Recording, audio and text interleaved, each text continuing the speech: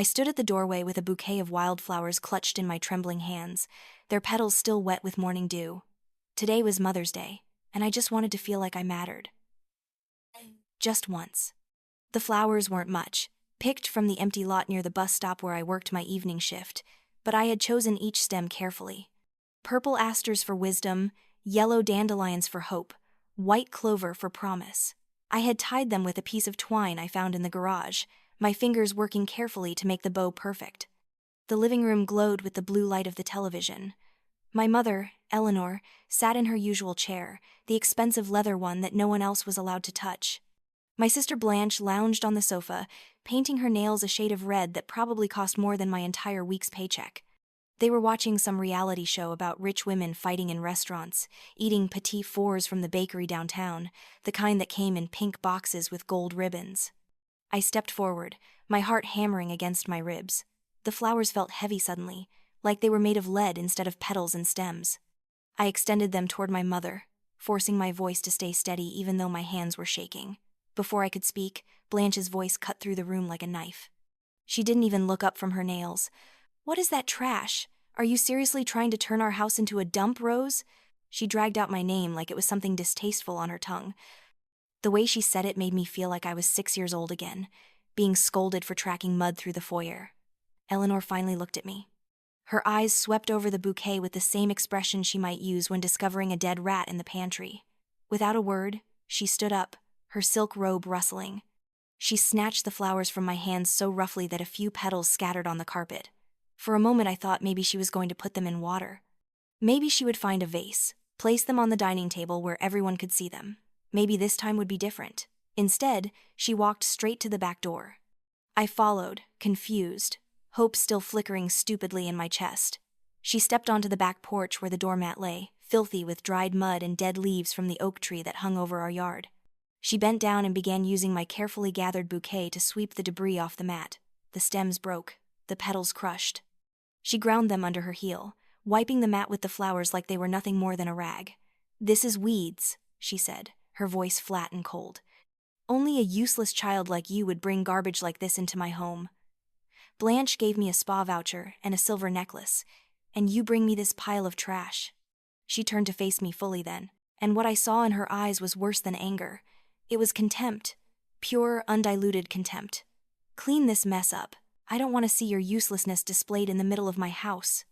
Behind her, through the doorway, I could see Blanche had turned on her phone camera. She was recording me, crouched on the porch, picking up the broken stems and crushed petals with my bare hands. Her laughter rang out, high and cruel. "Smile for the camera, weed girl. That's your new name. The family weed."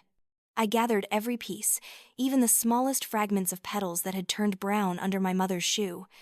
My hands were shaking so badly I could barely hold them, but something inside me had shifted. Something had changed in that moment when I watched my mother destroy the only thing I had to give. That day, I was a weed. But weeds grow roots. Weeds learn to survive. And weeds know how to choke out everything around them. That night, I sat in my room, staring at the water stains on my ceiling. I shared this room with my 7-year-old brother Liam, the only person in this house who looked at me like I was worth something. He was asleep now, his small body curled under the thin blanket we shared. Even in sleep, his breathing sounded wrong. It had been that way for weeks now, a slight wheeze that made my chest tighten with worry every time I heard it. The house was silent except for the sound of the television downstairs, some late-night movie my parents were watching. I could hear my father Richard's occasional grunt, my mother's commentary. Normal sounds of a normal family. Except we weren't normal, and I was finally starting to understand that we never would be. The next morning, Liam crept into my side of the room just as dawn was breaking. He was holding something wrapped in a paper towel. "Rose," he whispered, even though no one else was awake yet. "I made you something." It was a peanut butter sandwich, the bread slightly crushed from where he had gripped it too tightly in his small hands. The peanut butter was spread unevenly, thick in some places and bare in others. It was the most beautiful thing I had ever seen. "I don't have flowers," he said, his voice so serious it made my heart ache, "but I have this for you." I pulled him into a hug, feeling his thin arms wrap around my neck. He smelled like the strawberry shampoo I bought from the dollar store, the kind that came in the big bottle. "This is perfect," I told him, and I meant it. This is better than any flour in the world. We ate the sandwich together, sitting on my bed in the gray morning light, and I made a promise to myself. Whatever happened, I would protect this boy. He was the only good thing in this house, and I would die before I let them destroy him the way they had tried to destroy me. 2 weeks later, that promise was tested in ways I could never have imagined. Liam's cough had gotten worse. He was pale all the time now, his lips sometimes turning blue around the edges when he ran or played. I had been saving every penny from my waitressing job, hiding the money in an old shoebox under my bed. When Liam collapsed at school, when the nurse called and said I needed to take him to the hospital immediately, I used that money to pay for the cab ride. The emergency room was bright and cold and smelled like disinfectant. They took Liam back right away, and I sat in the waiting room with forms I could barely read through my tears. When the doctor finally came out, her face was grave. Congenital heart defect, she said. Severe. He would need surgery, and soon. Without it, she didn't need to finish that sentence. I understood. The surgery would cost more money than I had ever seen in my life. The number on the estimate sheet seemed impossible, like someone had just made it up. But this was real. This was my brother's life, written in dollars and cents on a piece of paper that shook in my hands. I called my parents from the hospital payphone because my cell phone had been shut off weeks ago for non-payment. My mother answered on the 5th ring, annoyed. What is it, Rose? We're in the middle of dinner. It's Liam, I said, my voice breaking. He's in the hospital. He needs heart surgery. Mom, please, I need help. We'll discuss it when you get home, she said, and hung up. I took Liam home that night with a folder full of medical papers, prescriptions we couldn't afford, and appointment cards for follow-ups with specialists. He fell asleep in the cab, his head heavy on my shoulder. I carried him into the house, past the living room where my parents and Blanche were watching television like nothing had happened. The next 3 days were a blur of phone calls and meetings with hospital financial counselors and social workers. I missed shifts at work. I barely slept. Liam was getting weaker by the day. And my parents said nothing. They looked through me like I was invisible, like Liam was invisible, like we were problems they had decided to simply ignore. On the 4th day, I came home from another hospital appointment to find my father at the kitchen table. He had the folder of Liam's medical documents spread out in front of him. As I watched, frozen in the doorway, he began gathering them up, crumpling some of them in his large hands. Then he stood up and walked to the garbage can. He dumped everything in, the cost estimates, the insurance forms, the surgical consultation notes, everything. Something in me snapped. I ran forward, reaching into the garbage, trying to salvage what I could. Papers covered in coffee grounds and eggshells. What are you doing? I screamed. He needs this. He needs surgery. Richard turned to face me, and his face was cold. So cold. We're not paying for that, he said simply. The boy has been a burden his whole life. Maybe it's time to cut our losses. He could die. The words ripped out of my throat, raw and desperate. He's your son. He could die, and you're throwing away his medical records like they're trash. Watch your tone. His voice dropped dangerously low. You don't talk to me like that in my house.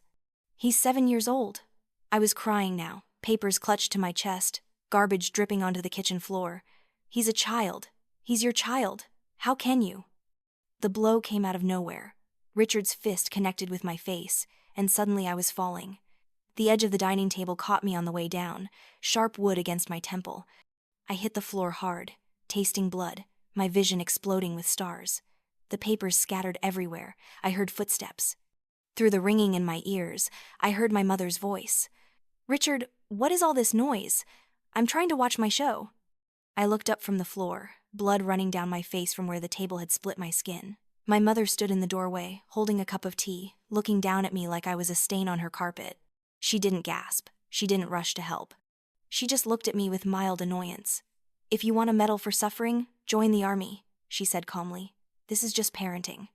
She turned and walked away, her slippers making soft sounds on the hardwood floor. My father followed her. I heard the television turn back on. Laughter from a sitcom. Normal sounds from normal people in a normal house. I lay there on the kitchen floor, blood pooling under my cheek, surrounded by Liam's crumpled medical papers, and something crystallized inside me.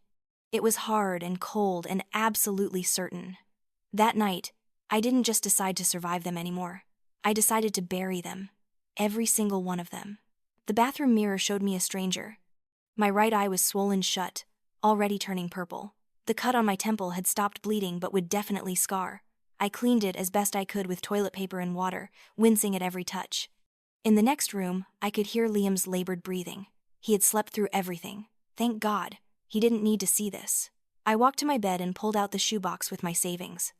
$342. I counted it twice. My hands steady now. It wasn't enough for surgery. It wasn't close to enough. But it was a start. I had been thinking too small. Working as a waitress, saving pennies, hoping that somehow my parents would wake up and become the people I needed them to be.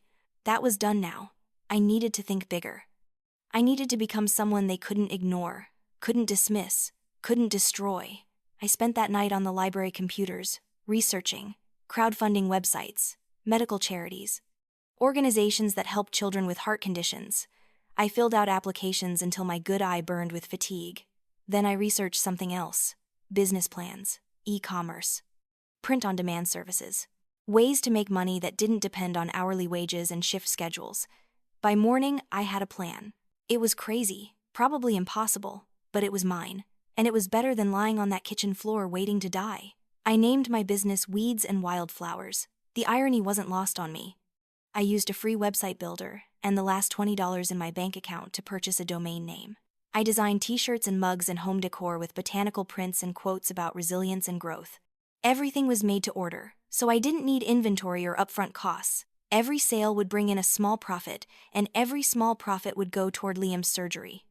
The first week, I made nothing. The second week, I made $17. By the third week, something strange started happening.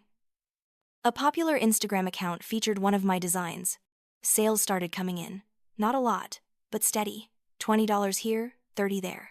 I worked my waitressing shifts and came home to pack orders and respond to customer emails. I slept 4 hours a night. Liam's breathing got worse. I found a charity organization that agreed to cover 60% of the surgical costs if I could raise the rest. They gave me 3 months. It seemed impossible, but impossible was all I had left. That's when I met Ruth. She was a customer at the restaurant, an older woman with steel gray hair and sharp eyes that seemed to see right through my cheerful waitress smile. She came in every Thursday at 2 p.m. and ordered the same thing: grilled cheese and tomato soup. She always left a $20 tip on a $12 meal. The fourth Thursday, she asked me about the cut on my temple that was healing into a scar. I told her I fell. She nodded slowly, not believing me for a second, but not pushing either. Then she asked me what I did besides waitressing. Something about the way she asked made me tell her the truth.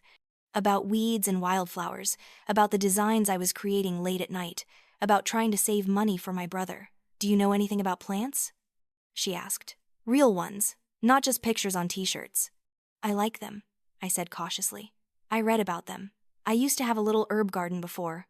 I stopped, before my mother ripped it out because it looked messy." Ruth pulled a business card from her purse. "I run a nursery on the east side. I need help on weekends. It doesn't pay much, but you can learn, if you're interested." I was interested, desperately interested. Working with plants felt right in a way nothing else had. And Ruth, I would come to learn, was not just offering me a job. She was offering me an education. The nursery was a sprawling greenhouse operation, glass panels reflecting the sun, rows and rows of plants in various stages of growth. Ruth taught me about soil composition, propagation, the delicate art of grafting. She taught me about hybrid cultivation, about creating new varieties from old stock. She taught me patience and precision and the kind of quiet confidence that comes from knowing your craft inside and out. She also taught me about business, about profit margins and wholesale accounts, and the difference between a hobby and an empire. "You've got good instincts," she told me one Saturday afternoon as we were repotting seedlings. "But instinct only gets you so far. You need strategy. You need to think 10 steps ahead." 6 weeks into working for Ruth, she offered me something extraordinary. She had a small greenhouse at the back of the property that she wasn't using anymore. "It's yours if you want it," she said. "Rent-free for the first year. After that, we can discuss terms. But I think you can do something special here, Rose. I can see it." I moved into the greenhouse the next weekend. Well, not literally moved in, though I spent more time there than at my parents' house. I started with cuttings and seeds, experimenting with cross-pollination techniques Ruth had taught me. I was looking for something specific, something unique, something that would make people stop and stare. It took 3 months and hundreds of failed attempts, but I finally created it. a rose hybrid that bloomed in layers of cream and gold, with petals that seemed to glow in certain light. It was unlike anything else on the market. I named it Amara, Grace. A grace I had never received but could create with my own hands. The first bouquet of Amaras sold to a local wedding planner for $200. The second sold for $300. By month 4, I had a waiting list. I created a second variety, deep crimson with almost black edges. Lena, brave lion, the strength I was learning to build inside myself. These sold even faster. Liam's surgery was scheduled for early December. I had raised 80% of what I needed. The remaining amount felt insurmountable, but I kept working. Every morning at 5 a.m., I was in the greenhouse, then the waitressing shift, then back to the greenhouse until midnight. My online shop was still running, still bringing in steady income. I had hired a part-time helper, a college student who needed flexible hours. Weeds and wildflowers was becoming real. My parents noticed the packages arriving at the house. Large boxes from suppliers, shipping materials, order forms. My father complained about the clutter in the garage where I was storing inventory. My mother made snide comments about my little hobby. Blanche posted on social media about how her loser sister was trying to be an entrepreneur, and wasn't it cute and pathetic? They assumed I was failing. They wanted me to fail. They needed me to fail because if I succeeded, it would mean they were wrong about me, and they couldn't be wrong. Their entire worldview depended on me being worthless. So I let them think I was failing. I dressed in the same old clothes. I worked my waitress shifts. I kept my head down and my mouth shut. And in the background, weeds and wildflowers grew. Ruth introduced me to her contacts: a boutique hotel chain, high-end event planners, a celebrity florist who was looking for exclusive varieties. The orders kept coming. The money kept flowing. I paid for Liam's surgery in full 2 weeks before the scheduled date. The operation took 7 hours. I sat in the surgical waiting room, my hands wrapped around a cup of coffee that had long gone cold. Ruth sat with me. My parents didn't come. They said they were busy. Blanche sent a text: "Hope the brat pulls through. Would be sad to lose the attention." When the surgeon came out and told me Liam would be okay, that the surgery was a success, that he would live a normal, healthy life, I broke down. Right there in the middle of the waiting room, I sobbed. Ruth held me while I cried every tear I had been holding back for months, years, my entire life. That night, while Liam was sleeping peacefully in his hospital bed, his lips pink instead of blue for the first time in months, I created my third hybrid. This one was different from the others. It was beautiful, yes, with petals of deep purple that faded to white at the edges. But there was something sharp about it too, something that demanded to be noticed. I named it Jora, repentance. This was the flower I would use when the time came, and the time was coming. 3 months after Liam's surgery, my business had outgrown the greenhouse. Ruth helped me find a small warehouse space. I hired 3 full-time employees. I started supplying flowers to 6 hotel chains across 3 states. Amara roses were featured in a spread in a major bridal magazine. Orders exploded. I was 22 years old and running a business that was bringing in more money per month than my father made in a year at his middling sales job. And my family still had no idea. They saw the same Rose who waited tables and lived in their house and didn't ask for anything. They didn't know about the warehouse, the employees, the bank account that was growing steadily, the business plan that projected 7-figure revenues by year 3. I kept it all hidden, waiting for the right moment, the moment that would hurt the most. That moment came in the form of Blanche's charity gala. She had been planning it for months, calling in every favor, name-dropping every connection she had.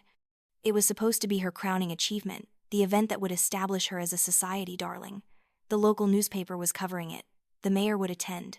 It was going to be perfect. She hired an event planner, naturally, a woman named Victoria who had quite a reputation for creating stunning events. Victoria also happened to be one of my biggest clients. When she called to discuss the floral arrangements for a major charity gala, I saw my opportunity. "I have something special," I told her. "Something exclusive. Would your client be interested in something no one has ever seen before?" She was interested, very interested. I quoted her a price that was actually lower than my usual rate for events of this scale. I wanted to make sure this deal went through. Victoria signed the contract without even telling Blanche the name of the florist. It was all arranged through her company. Standard procedure. The night of the gala, I delivered the flowers myself. Arrangements of Amara roses, hundreds of them, in crystal vases on every table, Jora cascading from ceiling installations.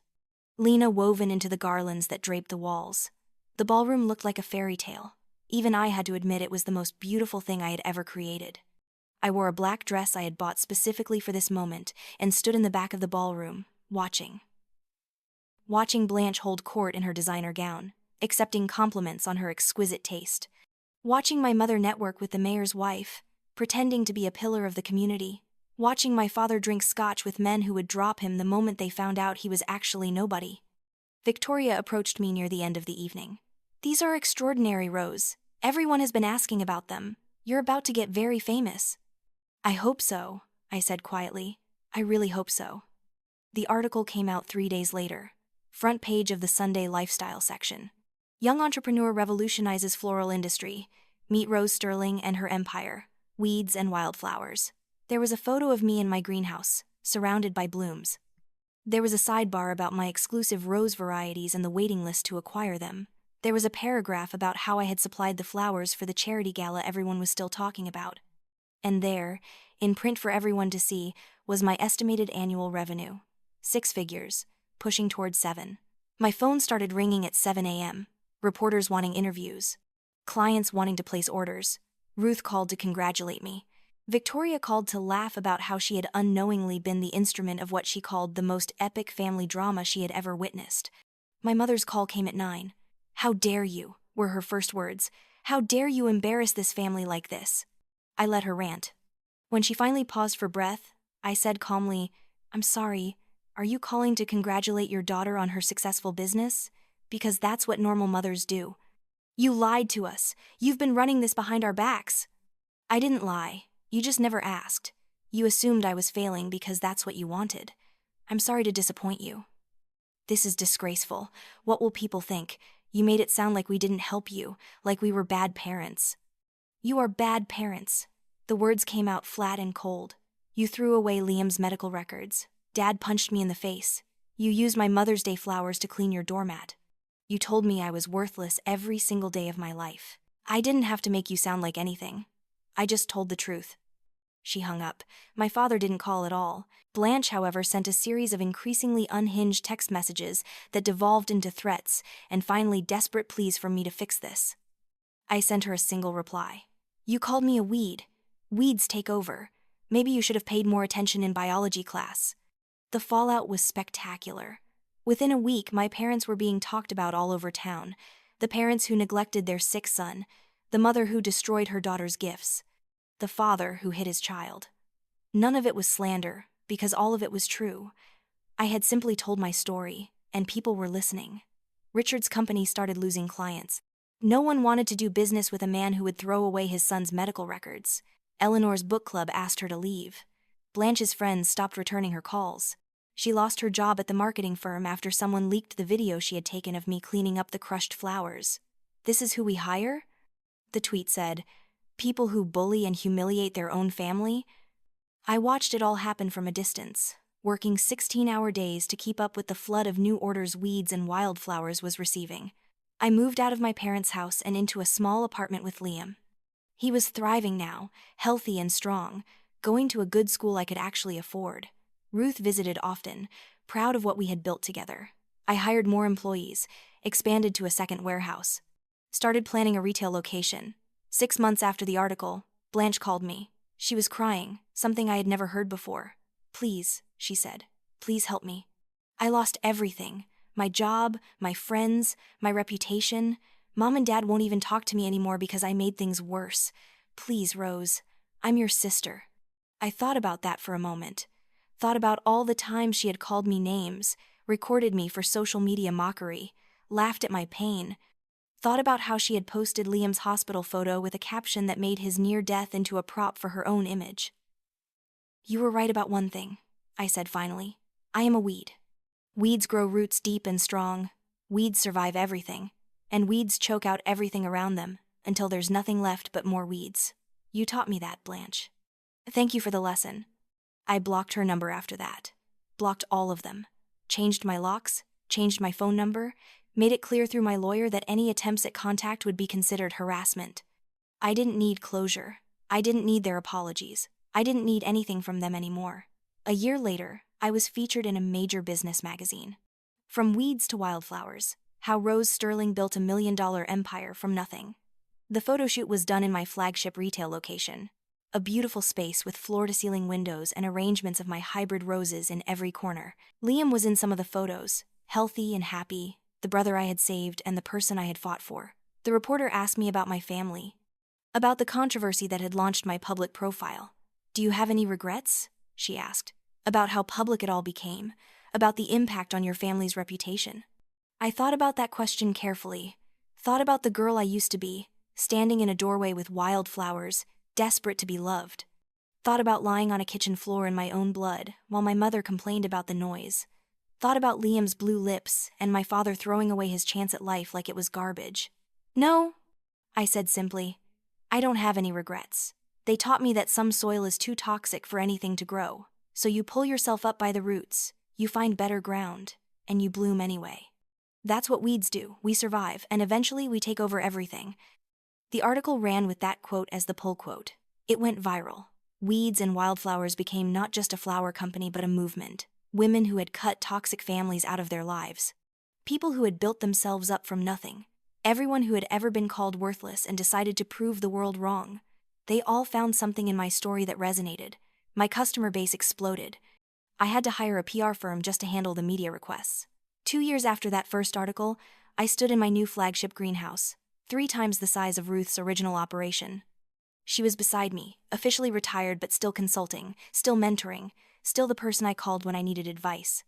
Liam was there too, 9 years old now and so healthy you would never know he had once been hours from death. He was holding a new hybrid I had just created, a climbing rose with blooms that shifted from gold to pink depending on the light. I hadn't named it yet. "What should we call this one?" I asked him. He studied the flowers seriously, the way he studied everything these days. He was smart, my brother. Brilliant, actually. The kind of smart that comes from surviving and being loved through it. "Phoenix," he said finally. "Because it's like rising from the ashes. Like you did. Like we both did." Phoenix roses became my best-selling variety. They were featured at the White House, at royal weddings overseas, at every major event that wanted to make a statement about resilience and transformation. I could barely keep up with demand. I had to open a third warehouse, hire a full-time breeding specialist, partner with an international distribution company.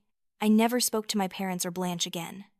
I heard through the grapevine that Richard had lost his job, that Eleanor had become somewhat of a pariah in her social circles, that Blanche had moved to a different state to start over.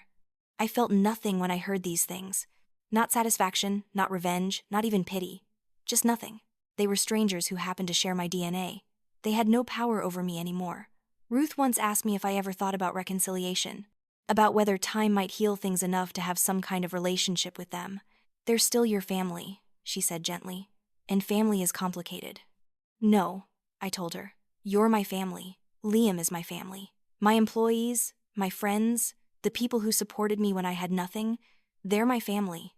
The people who share my blood, they stopped being my family the moment they threw my brother's life away like it was trash. Some things you don't come back from. Some soil is just too poisoned." She nodded, understanding. Ruth understood a lot of things. She had been in my position once, decades ago. She had built her own life from nothing after her own family had tried to destroy her. That was why she recognized something in me that first day at the restaurant. She saw herself. She saw what I could become if I just had a chance. On a warm spring morning, 3 years after that first article, I opened my 4th location. It was in a renovated historic building downtown, all exposed brick and vaulted ceilings and natural light. We sold not just flowers, but everything weeds and wildflowers had become. Home goods, garden supplies, a line of botanical perfumes I had developed. A book I had written about flower cultivation that had hit the bestseller list. A corner of the store was dedicated to education, offering classes in gardening and business and sustainable practices. The mayor cut the ribbon. The same mayor who had attended Blanche's gala 3 years ago and had since become one of my biggest supporters, using weeds and wildflowers exclusively for all city events. The irony was not lost on me. That evening, after the crowds had gone and the doors were locked, Liam and I stood in the middle of the empty store. Moonlight streamed through the windows, making everything glow silver and blue. He had grown tall, my brother, almost as tall as me now. He would be handsome when he grew up, with a kind heart that would make him dangerous to any girl lucky enough to meet him. Do you ever think about them? He asked quietly. He was old enough now to understand what had happened, to understand that most families didn't work the way ours had. Sometimes, I admitted, but not the way you might think. I don't miss them. I don't wonder what they're doing or if they're okay. I just sometimes remember who I used to be when I lived there, that scared girl who thought she was worthless. And I'm grateful she doesn't exist anymore. She was never worthless, Liam said fiercely. Even then, she saved my life. We saved each other, I corrected him. You gave me a reason to fight. Without you, I might have just accepted what they said about me. I might have believed I really was nothing but a weed. He smiled at that. But weeds are strong. Weeds survive everything. Mrs. Ruth taught us that.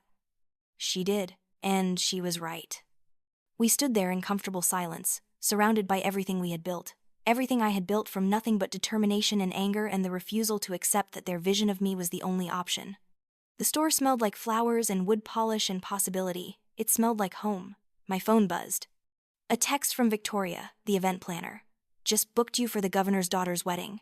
They want 2,000 Phoenix roses. Can you do it? I texted back. Absolutely.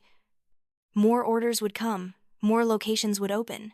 Weeds and wildflowers would keep growing because that's what weeds do. They spread. They take over. They turn wastelands into gardens. And no one can stop them once they get started. That night, I went home to the house I had bought 6 months ago. Not an apartment anymore, but an actual house with a yard and a greenhouse out back, where I still like to experiment with new hybrids. Liam had his own room, decorated the way he wanted it, full of books and art supplies and proof that he was loved. We made dinner together. We watched a movie. We laughed at jokes that no one else would find funny. We were family in the way that mattered. Before bed, I went out to the greenhouse. I had been working on something new, something I hadn't told anyone about yet. A hybrid that combined elements of all my previous varieties. Amara's golden glow, Lena's crimson strength, Jorah's demanding presence, Phoenix's shifting colors. It was the most beautiful thing I had ever created, and the most difficult. It had taken me 8 months of failed attempts to get it right. But tonight, finally, it had bloomed.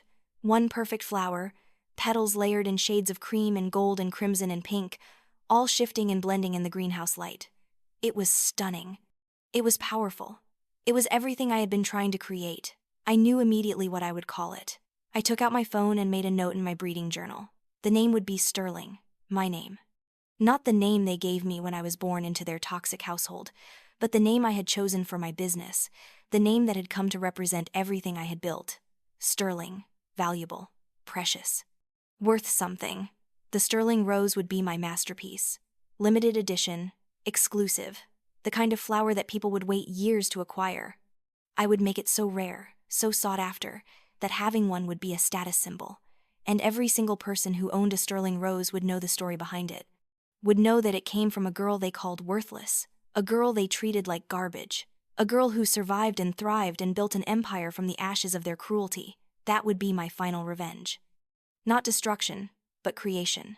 Not tearing them down, but building myself so high they couldn't even see me anymore. They would hear my name everywhere they went, see my flowers in every high-end venue, know that I had become everything they said I could never be. And they would have to live with that knowledge every single day for the rest of their lives. 4 years after Liam's surgery, Weeds and Wildflowers was valued at $12 million. I was 26 years old. I had been featured in 3 major business publications, 2 lifestyle magazines, and had given a TED Talk about resilience and entrepreneurship that had been viewed over 5 million times. I employed 62 people across 5 locations. My roses were shipped internationally. I had a waiting list for the Sterling Rose that was over 2,000 names long, and I was only releasing 50 stems per month. The requests for interviews never stopped. Everyone wanted to know my story, wanted to hear about the girl who built an empire from wildflowers. Most of the time I said no. I had told my story once, and that had been enough. I didn't need to relive my trauma over and over for public consumption. But when a national morning show reached out, offering a primetime special about women entrepreneurs who had overcome adversity, I said yes. The interview would be filmed in my flagship location. The producers wanted to show the business, the flowers, the physical proof of everything I had built. They also wanted to interview Liam, to show the heart of why I had started fighting in the first place. I agreed to all of it, but I had one condition. I wanted to tell the complete story. Not the sanitized version, not the feel-good tale of overcoming obstacles, the real story, with all its ugly truths. The interviewer was a woman named Jessica Chen, known for her empathetic but unflinching approach. We sat in my greenhouse, surrounded by blooms in every color imaginable, and she asked me to start at the beginning. So I did. I told her about Mother's Day, about the wildflowers and the doormat and my mother's heel-crushing petals into dirt. I told her about Blanche filming me while I cleaned up the mess, about being called a weed like it was the worst insult imaginable. I told her about Liam's diagnosis, about my father throwing away the medical records, about the moment his fist connected with my face while my mother watched and did nothing. Jessica's face remained professional, but I could see the shock in her eyes. This was more than she had expected, more than most people expected. Because abuse like that, casual and constant and witnessed by multiple people who did nothing, it didn't fit the narrative people wanted to believe about families. But it was real, and I was done pretending it wasn't. I told her about Ruth, about learning to grow things, about creating my first hybrid rose and naming it Amara because I had to create the grace I had never received. I told her about working myself to exhaustion to save Liam's life while my parents pretended he didn't exist. I told her about the moment I realized I wasn't trying to earn their love anymore. I was trying to make them irrelevant. And then I told her about the gala, about Blanche's perfect night being built on my flowers without her knowledge, about the article that exposed everything, about watching their world crumble while mine expanded. I didn't smile when I said it. I didn't express satisfaction or joy. I just stated it as fact. They had tried to destroy me, and instead, I had made them irrelevant. "Do you think what you did was revenge?" Jessica asked carefully. I considered the question. "I think what I did was survive. They called it revenge because it hurt them to watch me succeed. But I didn't succeed at them. I succeeded for me. For Liam. For every person who was ever told they were worthless and decided to prove that wrong. If they got hurt in the process, that was a consequence of their own actions, not mine." "Have they tried to contact you? To reconcile?" "Blanche tried, once. I said no. I don't owe them my forgiveness. I don't owe them access to my life, or my success, or my peace. I owe them nothing. Some people might say that's harsh, that family deserves second chances." I looked directly into the camera. Family is not defined by blood. It's defined by love and support and showing up when it matters. The people who raised me failed every single test of what it means to be family. They had thousands of chances to be better, and they chose cruelty every single time. I don't owe second chances to people who never gave me a first chance. The interview aired 3 weeks later. It was watched by over 15 million people. The response was overwhelming. Thousands of messages from people who had lived similar stories. People who had cut toxic families out of their lives and were struggling with guilt and social pressure to reconcile. People who needed to hear that it was okay to choose yourself, to choose peace, to choose survival over obligation. But there was backlash too. Think pieces about cancel culture and public shaming. Opinion columns about how I was cruel and vindictive, how I had destroyed my family for profit and attention. Anonymous social media accounts claiming to be friends or relatives of my parents, saying I had exaggerated or lied, that I was the real problem all along. Ruth called me the morning after a particularly vicious article came out. "How are you holding up?" "I'm fine," I said, and I meant it. They can write whatever they want. The people who matter know the truth. And the people who don't believe me? They're telling on themselves. They're showing that they're the kind of people who would rather believe that a child is lying than accept that parents can be cruel. "You've become very wise," Ruth said, pride evident in her voice. "I had a good teacher." The controversy died down after a few weeks, the way controversies always do. The internet found something new to be outraged about. But the connections I had made, the people I had reached with my story, those remained. My business grew even more.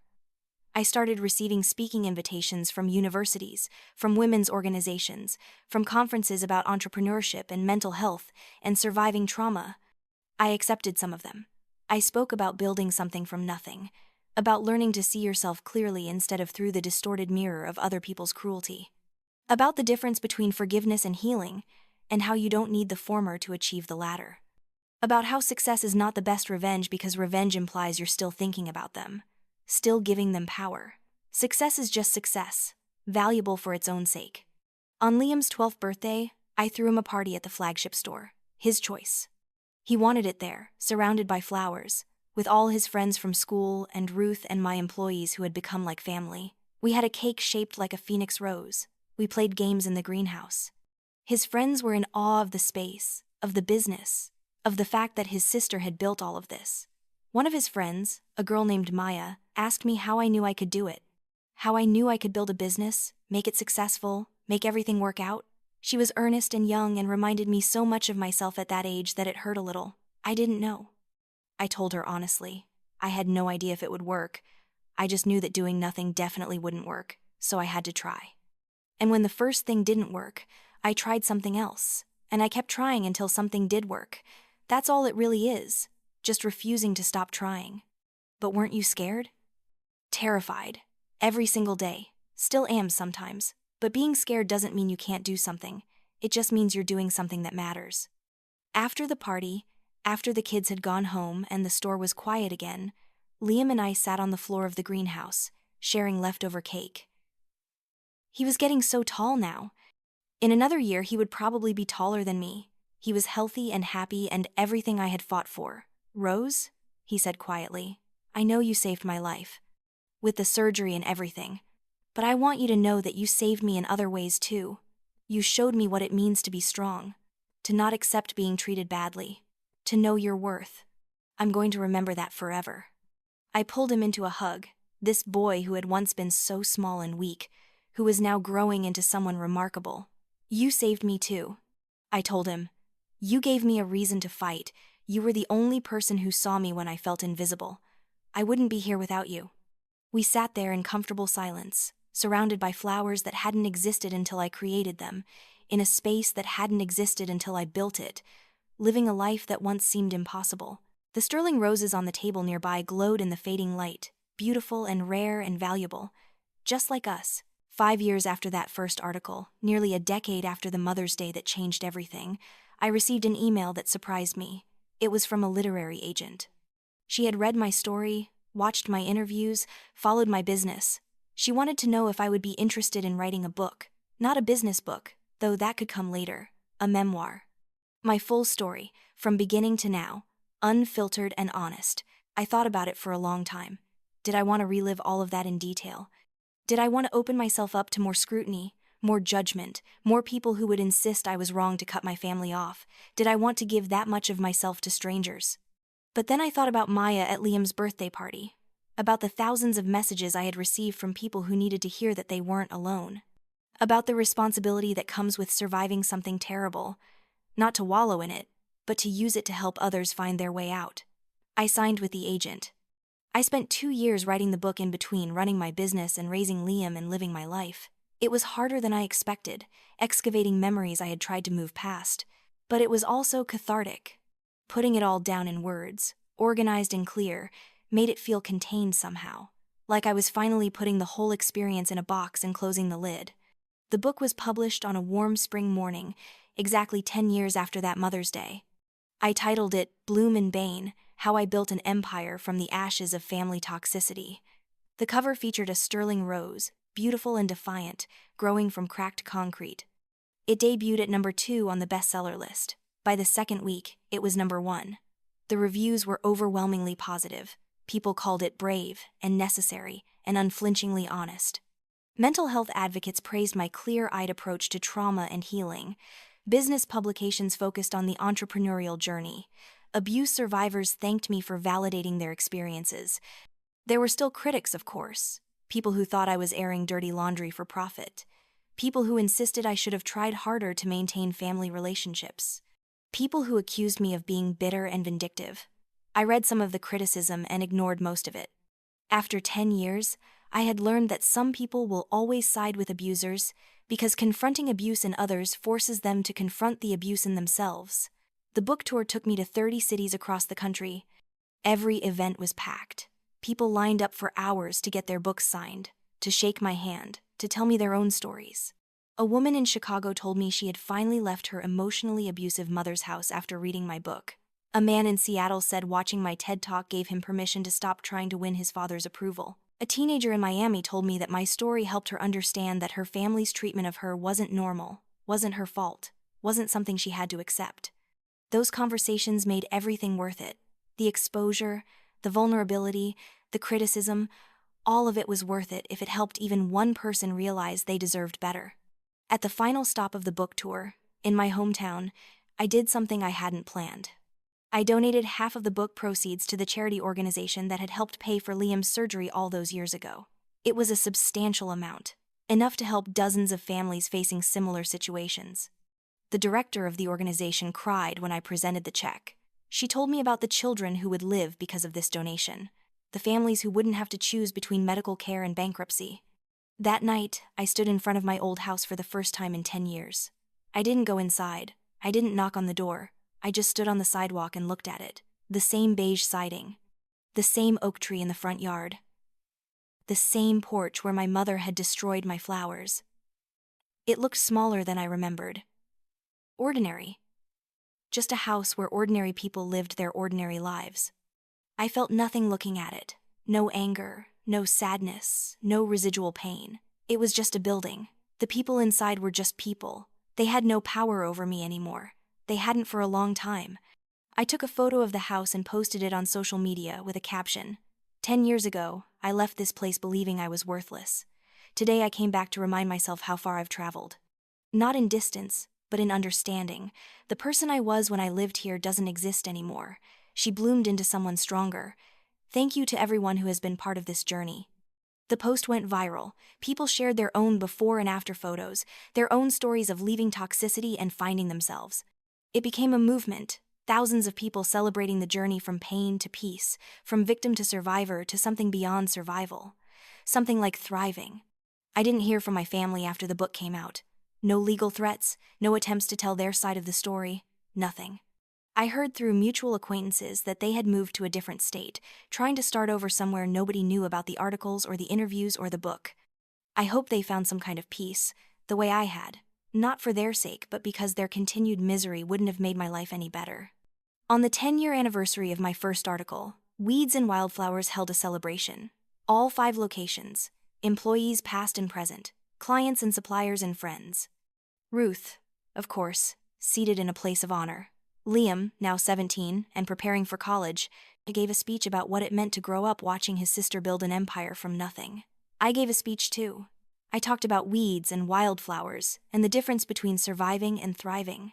I talked about how success is sweeter when you build it yourself, when every brick is placed with purpose and determination. I talked about family, the one you're born into and the one you choose, and how sometimes the greatest act of love is recognizing which one to invest in. But mostly, I talked about beginnings. About how every ending is also a beginning. How the worst day of your life can be the first day of your life if you let it. How being called a weed is only an insult if you believe weeds are worthless. And weeds aren't worthless. They're survivors. They're the things that grow where nothing else can. They're beautiful in their own way, if you know how to look at them. The sterling roses in every location bloomed that night, thousands of them, glowing in the dim light like stars brought down to earth. They represented everything I had overcome and everything I had become. Valuable, precious, worth something, not because someone else decided I was, but because I decided it for myself. Later, as the celebration wound down and people began to leave, I found myself alone in the greenhouse of the flagship store. This space had become my sanctuary over the years, the place where I did my best thinking, my most experimental work, my healing. I walked through rows of flowers, touching petals gently, checking soil moisture out of habit even though my staff had already done it. In the very back, in a section I kept private, was my personal collection. The original Amara rose plant, still producing blooms after all these years. The first Lena, the first Jora, the first Phoenix, and the sterling rose mother plant, the one all the others came from. I had offers to buy cuttings of these plants for amounts of money that seemed absurd, but they weren't for sale. They were mine. My history, my journey, my proof that I had survived. I heard footsteps and turned to see Liam. He had removed his tie and rolled up his sleeves, looking more relaxed than he had during the formal part of the evening. "I figured I'd find you here," he said, smiling. "Just checking on things." "They're perfect. They're always perfect." He came to stand beside me, looking at the collection of mother plants. "Do you ever regret it? The way everything happened? How public it all became?" I thought about that question. Really thought about it. Did I regret the exposure, the vulnerability, the way my worst moments had become public knowledge? Did I regret the consequences for my biological family, even if those consequences were just the natural results of their own actions? Did I regret choosing this path instead of staying quiet and small and invisible? No, I said finally. I don't regret any of it. Not the pain because it taught me strength, not the publicity, because it helped other people. Not even the family drama, because it forced me to build something real instead of wasting my life trying to earn love from people who were incapable of giving it. Everything that happened made me who I am. And I like who I am. I like who you are too, Liam said softly. You're the strongest person I know, and the kindest. They tried to make you believe you were worthless, but you were never worthless. Even when you believed them, even when you were scared and hurt and desperate, you were never worthless. You were always this person. You just had to find your way here. I hugged my brother, this young man who had once been a dying child, who I had fought the world to save. He was right. I had always been this person. The flowers, the business, the success, those were just proof of what had always been inside me. Strength and determination and the absolute refusal to accept someone else's vision of my worth. Come on, Liam said, pulling back. Ruth wants to take a photo with both of us before she leaves, and you know we can't deny Ruth anything. We walked back through the greenhouse together, past rows of blooms in every color imaginable, each one a testament to what could grow when given the right conditions. Light and water and soil and care. That's all anything needs to thrive. Plants or people, the principles are the same. Ruth was waiting by the front counter, her camera ready. She had aged gracefully over the years, her hair completely white now, but her eyes still sharp and knowing. She had been there for everything.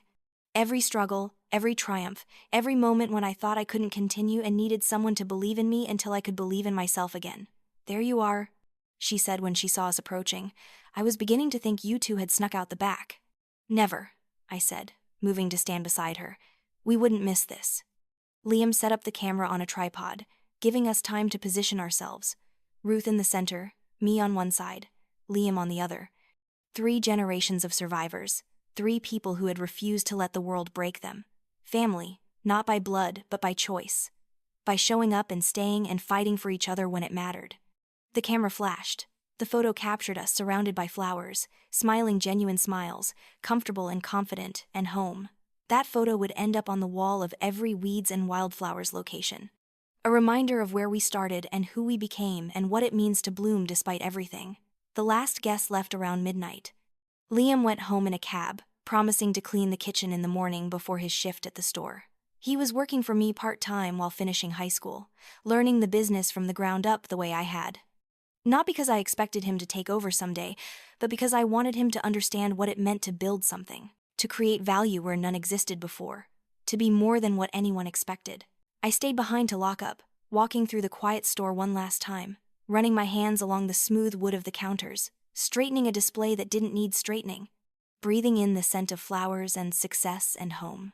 This space, all 5 of these spaces, represented a journey that had started with crushed wildflowers on a dirty doormat. It seemed impossible that I was the same person. And I wasn't really. That girl was gone.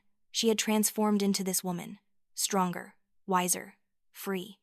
My phone buzzed with notifications. Social media mentions from the anniversary celebration. News articles about the event. Messages from people I hadn't heard from in years, reaching out to congratulate me or share their own stories.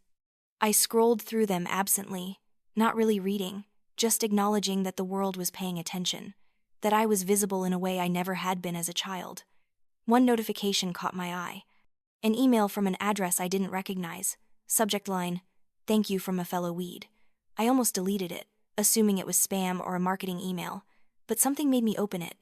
The message was from a teenager named Sarah. She wrote about growing up with a mother who called her stupid and worthless, about a father who ignored her, about siblings who joined in the mockery because it was easier than defending her. She wrote about finding my book in her school library, reading it in secret because she knew her mother would destroy it if she found it. She wrote about how my story gave her hope that escape was possible, that there was a future beyond the walls of that house, that she wasn't crazy or oversensitive or wrong to want something better.